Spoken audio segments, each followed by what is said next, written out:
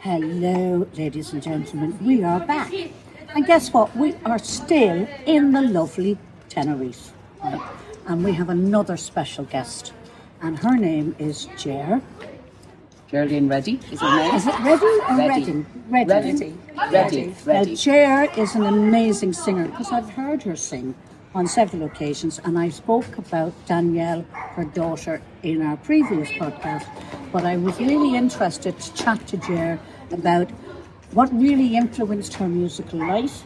And when she started, because she keeps saying she's retired, but you'd never think it, because we were out for dinner the other night and we had a beautiful dinner. Did we not have a lovely dinner? It was amazing. Wasn't it amazing? It was amazing. And after dinner, out comes her chin whistle, out comes her Shaker, egg shaker. her shaker, out comes the spoons. I was waiting for the piano to come out, right? And she just kept the whole restaurant entertained. So tell me, how did it all start? Well, I come from a very, very, very musical family, called the Sheeran family. Yeah. Right? We're from the Midlands of Ireland. And my mum is the baby of the Sheeran family. Really? So, my uncle Kevin Sheeran, who'd be mum's older brother then, he played music with the Ray Lyman and the Hillbillies. Okay. Originally. And then he was on Daniel O'Donnell's band for years. I never knew this. Wow. Yeah. So Kevin not alone played with Daniel O'Donnell, but wrote a lot of songs that you know today. Yeah. So he wrote My Father's House and Nancy very Miles gifted and man.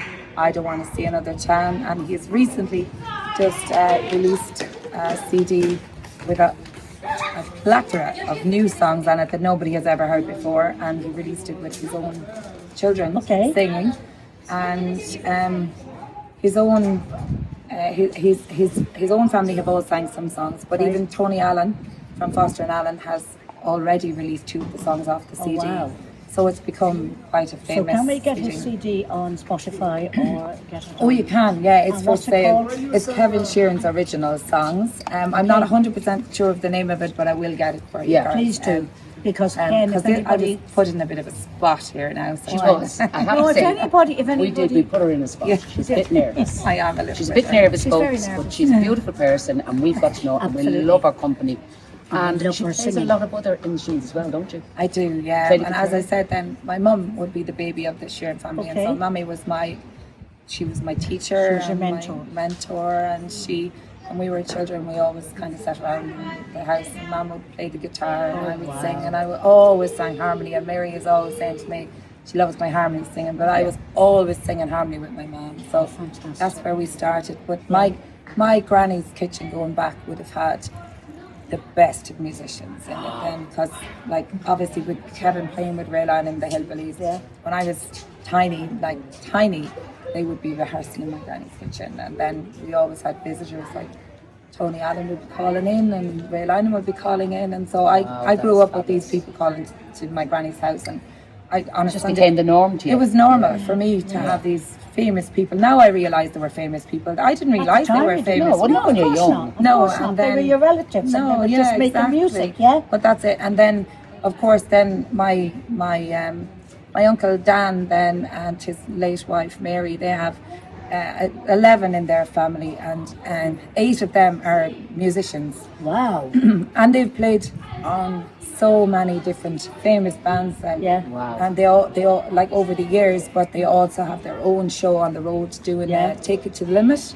So they have the Eagles show on the That's road, right, and they're yeah. all over Ireland. And I have to go and see that. oh, it's because an I love the amazing, Eagles, amazing and, show. So I mean, I've literally grown up with music in my family, and I am definitely the bottom of the barrel when it comes to You see- music in the Sheeran family. They are so Well, I think when you have that kind of history before you, you might feel that. I do. But when I totally listen to do, you yeah. singing, I go, Yeah. no, you shouldn't. You also played with your mother. Did you do Oh, some for shows years, with your yeah, mum? we did. Yeah, we did. I had a band.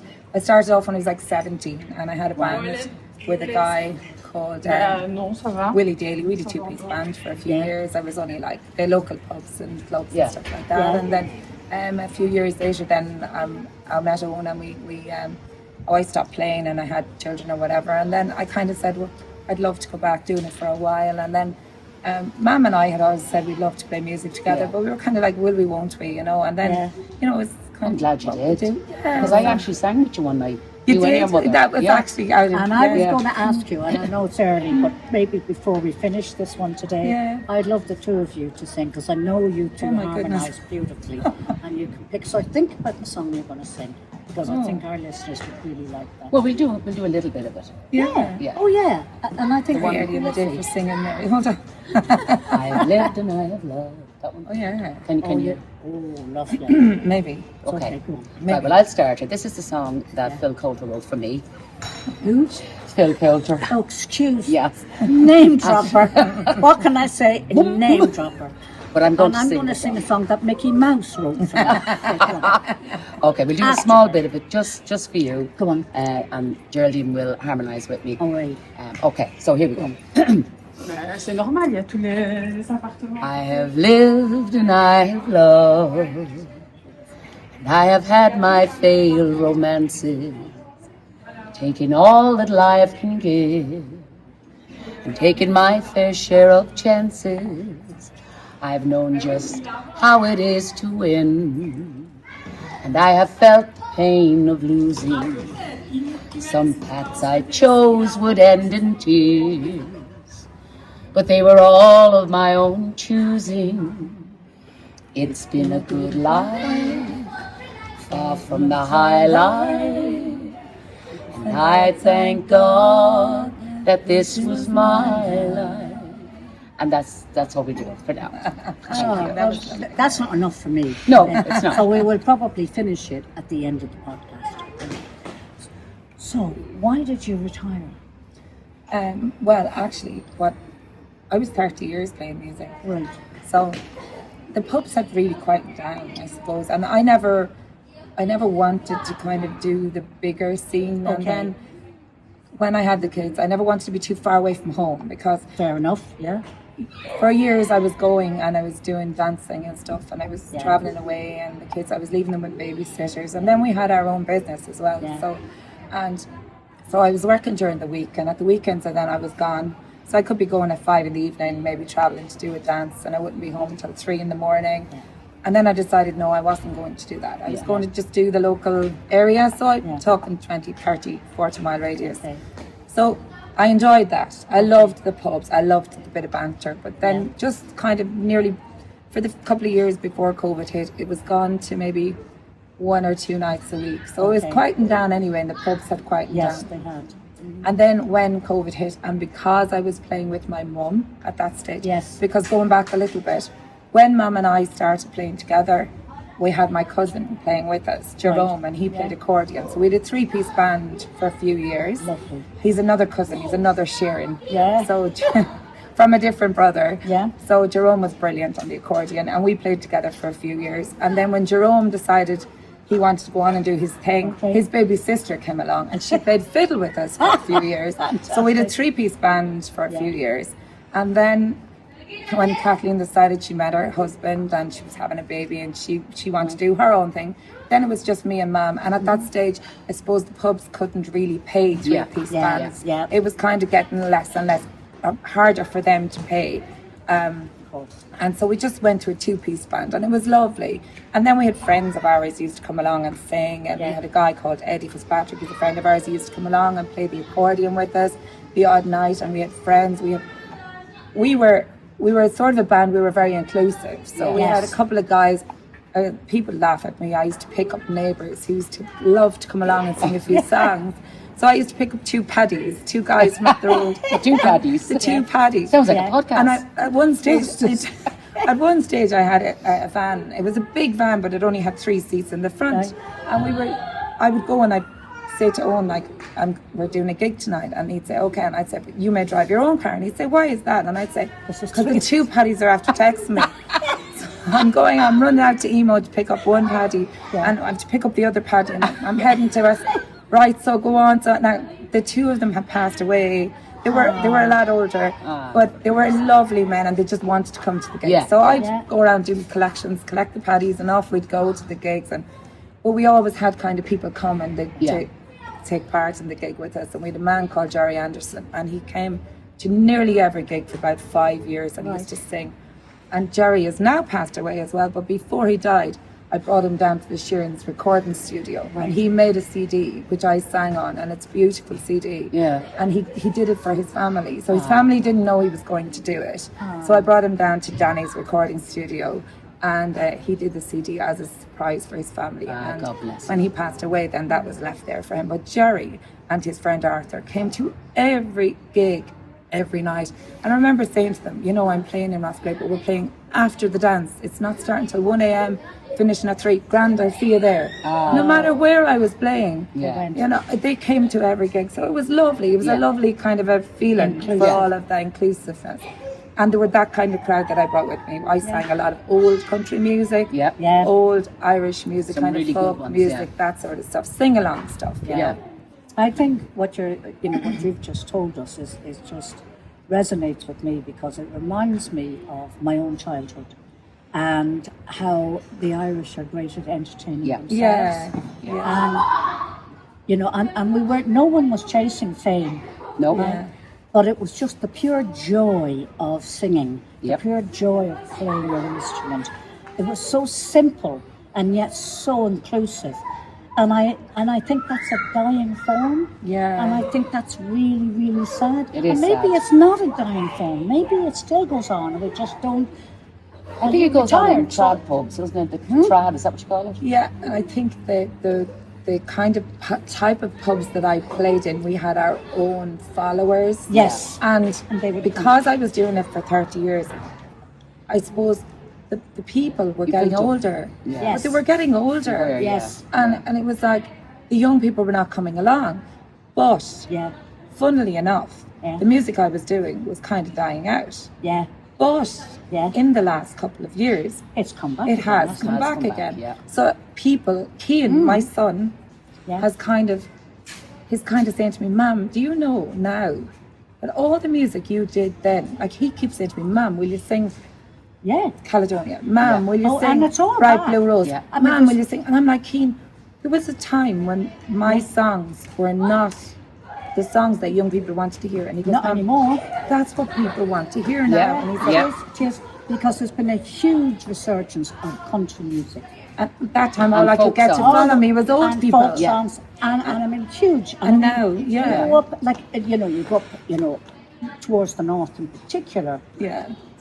I mean, country and western. I mean, I know so many country and western singers who are north based, and you go to their gigs, it's jammed. Yeah. But And they're singing the songs that you used to sing, which is Caledonia, and I love that song, by the way. And because when I'm with my friends, we always sing Caledonia. Do I don't you? care how old it is. I don't care if it's old or Well, not. I'm the same. I love old music. I love the old songs, the old folk songs, because they tell a story. Like American country music tells a story of the life of somebody. In my house as well, we had a mixture of. We went from Elvis to Tom Jones to Shirley Bassey, and then take away from them, and we went Frank Sinatra. We had old country. Dolly What's Parton. his name? No. You weren't a Dolly Parton fan. No, I was a Dolly Parton with some of her songs, but I also loved Connie Francis. I loved Brenda Lee. I loved country music. Yeah, And, I did too. Yeah. Yeah. For me, But I it was- think even, again, going back to Cain, when Cain had Cain is a boxer, and when Cain won his fights, even now, all his group of friends, which are all in their very early 20s, we had a great sing-song. right. I Isn't that don't- lovely. I don't think they sang one song at that sing-song that I wouldn't have sang in my gigs. And I'm like, why are they singing all my music? Because Like, it's popular. and when I was going to school at 16, 17, 18, I remember my music teachers. My music teacher used to take the piss out of me. Right. Because I was a country music fan. Yeah. Right. And he used to say, now, Miss Ryan, this is not music. Country music is not music because you cannot write it on a notes or the stave. Yeah. He said, write that thing. You can't. He said, that can't be written, so it's not music. Oh, for and he God's really used to really hammer it at me. And then he said, and on top of that, then, it has to be written like the man ran away with the wife's dog, and someone ran away. And he used to take the absolute piss out of me. And I was like, so my music was not cool. Okay. But all of a sudden, now it has cool. become cool. Yeah. And I have Cain now saying to me, "Ma'am, would you not go back and do a few gigs? Can I And I not was come and gonna sing say with that you? to you. Can Danielle not come and Why sing with would you?" you Yeah. not go and do a few gigs? I know you said you The were kids are grown up but now. COVID was COVID. Yeah, It's over. I know, Why I would you not totally go get back it. out and do a few gigs? Someday, Because you know maybe. we'd all be there. I know. Every in a one of us, heartbeat. In a heartbeat. including your hardened fans. I know. We'd all be there. I know that. Yeah. And maybe sometime. Yeah, I just, Yeah. do you know, when we stopped, it was like, because me and Mum had done it together for so long, I loved doing it with her. Yeah, yeah, And then when COVID was over, yeah, and yet it wasn't over, they were talking about being over, not over, yeah, and then yeah. I kind of didn't want to go back into the pubs without her. Yeah. I didn't want, I and know. I know she would still love to do it because, Yeah. but yet I didn't want to put her at risk. Yes, I know. I know. And I like, the last thing I wanted to do was kind of say, "Come on, ma'am, Put her at risk, come on, we yeah. go and do a gig," and she wouldn't say no to me. Of course she wouldn't say No, no to never. you. She She's would never. probably missing it as much She as is you are, missing 'cause it, it's but in I your didn't want to very put her. cells. Yeah, it like is. she's the best, and I would never put her at risk. Yeah. And yet, nobody has ever said, "Okay, it's okay to do this Yeah. again." Yeah. And then the time went by, and I started enjoying my freedom. A Yes. bit, Yeah, no, I get because that. Yeah. I had worked every weekend for years. Now I'm here. I'm here a month. This would never have happened. Yeah. Yes. When I was gigging, I would probably be very lucky to get a week's holidays. Right. Yeah, I I know see what where you're saying. you're And I wouldn't be coming here from, for Christmas. I'd be here the week after, maybe for a week or Yeah. whatever. So now I'm enjoying Yes. this kind of. I keep But- telling on I'm but the retired. beauty I'm now- fully retired. But surely the beauty now is that you can be more selective. You don't have to do every Right. weekend. I You can suppose, actually yeah. say no. Yeah. I'll do that weekend and I'll do that weekend. But I'm busy the other 2 weekends. You Yeah. can actually Yeah, suit probably, yourself. yeah. You know what I Yeah, mean? probably, And not say yes to everything. So Well, I'll do yeah. my first gig back then. We'll just do it as a threesome, girls, right? Yeah. Yes. Yes. You're talking about swinging I'll shake again. No, I'm not. No, that's Sandra's We job. had- That's I'll not shake my the job. balls. We okay? had Sandra on here a minute ago talking about swinging. I know she's talking about the three of us together, girls. I know, but I'm You know going, what I mean, I'm going, folks? No, What can no, you keep- I'm going, no, I have a few, I'll hold the balls, right? Lovely. I'm I've great. heard you and your beautiful wife singing, and Yeah, the so two have of I. you can sing better than anybody as well. I know, I will can you tell stop? I love music. Yeah. And I love singing and I love live I think music. that's also part of our friendship group. is Absolutely. Everybody in our friends group can sing, and it's Yeah. But I fun. love the simplicity that goes Yeah. with your story. I Yeah. just really love that. And because it's got such a history. Yeah. And you have no desire to be famous, Oh no, that's what right? So you purely do it for the Yeah. love of it. Yeah, And yeah. I think that's so endearing. And I Yeah. hope you do go back on the road. I do too. And I hope you do another session with your mum. I will definitely be down there. You tell her I'll be down there and I'll shake the balls for her. No problem. And I guarantee when the podcast goes out, there'll be a lot of people who would love to come and see it. Absolutely, and see it. Now, I just want to talk briefly about your son because I know he is an amazing boxer. Yeah. And I know he has a great game coming up very soon in the UK, doesn't he? He Can you does. tell the listeners about it so that So- any boxing fans can actually go out there and support So him? Cain was a very good amateur boxer. He had 140 fights as an amateur, and he decided he made the big move last year to turn to a professional boxer. Okay. And he had his first. He actually met his now professional coach in Tenerife. Wow. And it was Wow. it was purely by accident because when he's very, very motivated. So even when he'd come on holiday, he'd He'd be still have to training. train. Yeah. So he was down in one of the clubs, can't remember, it was maybe down in El Duque, I think. Yeah.